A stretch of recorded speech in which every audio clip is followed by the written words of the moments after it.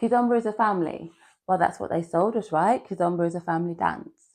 But lately, it's been feeling a little bit different, leaving some dancers, myself including, wondering, is Kizomba in the UK and beyond dying out?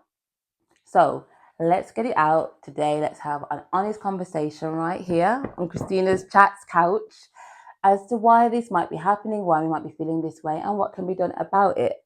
If you've got your own view and thoughts, questions, don't forget to leave me a comment. I love responding to the comments, and let's get a real conversation going. So the first thing I want to kind of talk about is events. There seems to be a lot less events and socials going on, particularly like for Birmingham where I'm based. There used to be, before COVID, like an event on every weekend, so you could dance every weekend. Now there's just one per month that happens, and even that is not always well attended as much as it used to.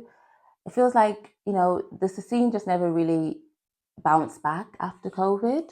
So why is there less events? It could be that event costs are rising, they've gone up, just like with the inflation, cost of living, to hire a venue, to book artists, all those prices have gone up.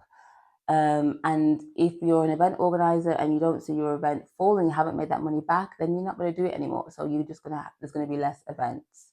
Couple that with keep trying as an event organizer and it's not working, you just end up feeling burnt out. So then it ends up being less events again. So I think potentially less events is contributing to why I feel like the scene is dying. Let me know in the comments, like, how many events are in your local area. Another big thing I think is beginners feeling left out, or the scene not being very inviting to beginners, especially I think when it comes to urban kids. Like, are the steps just too technical? So you look at it as a beginner and think, I'll never be able to do that. And then you feel like, what's the point in learning it, because I'll never be able to do that. Like, I feel like beginner classes feel emptier as on a whole. So maybe it's that they're feeling left out. One of the major things that people talk about all the time on the scene is cliques and the dance hierarchies. I have another video on like dance hierarchies. I'll leave the link up there. But I think it's a big thing. Like, if these cliques are forming, like, it might just be innocent in the beginning, like friends, but as a beginner, if you think everyone's already formed these friends, and then especially if you think good dancers only dance with other good dancers, like guest dancers only dancing with guest dancers, or artists only dancing with other artists, it just feels very cliquey for a beginner, and it's not very welcoming. So are we, as a thought that we should think about, are we being welcoming or are we gatekeeping? Is Kizomba just a luxury hobby? And if you don't have the disposable income, or are you able to really access it?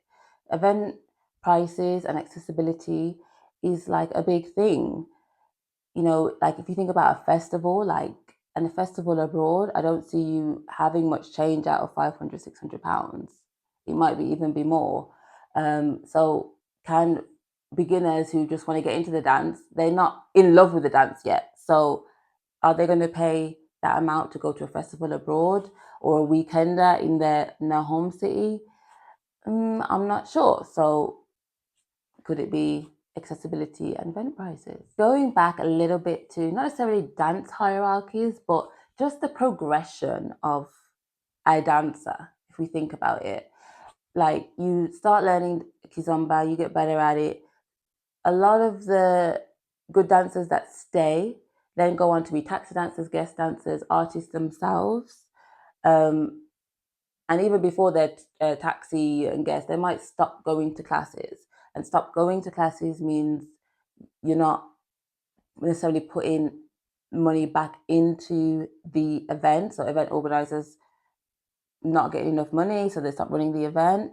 But it is just the natural progression. Like, if you have any job, like, you want to go up the ladder. So if you go up the ladder, you end up potentially not even dancing in your home city anymore. You kind of prioritize going abroad to meet other dancers, and so things like that can lessen the amount of people that we have in the UK, in your local area.